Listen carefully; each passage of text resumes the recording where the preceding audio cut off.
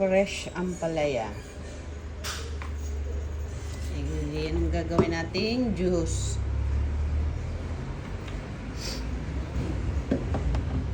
Usong-uso ang ubo. Ubot sipon. Since ginagawa na namin yung luya. And totally pampababa ng blood sugar.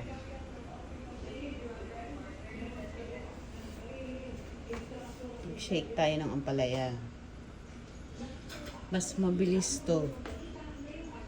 Bukod yung sustansya, mas mabilis siya makapagpababa ng blood sugar.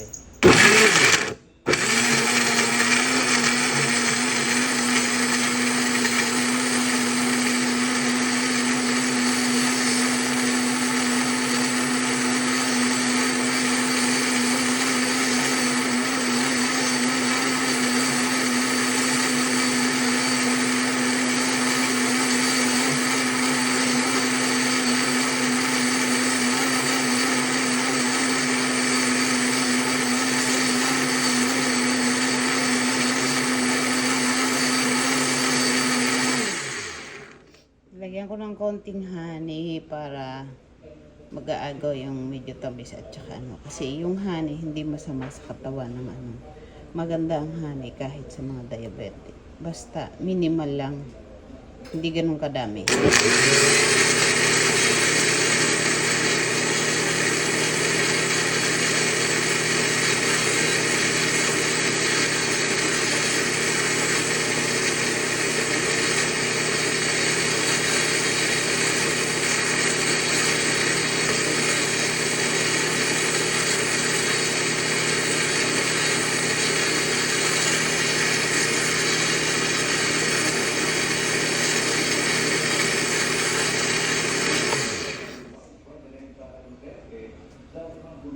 Tada!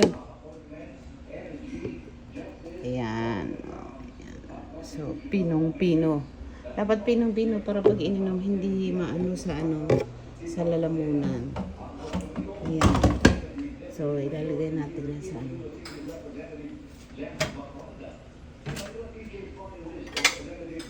Actually, hindi naman ako diabetic. Yung asawa ko lang. Pero ginagawa ko rin para maging healthy na rin tayo.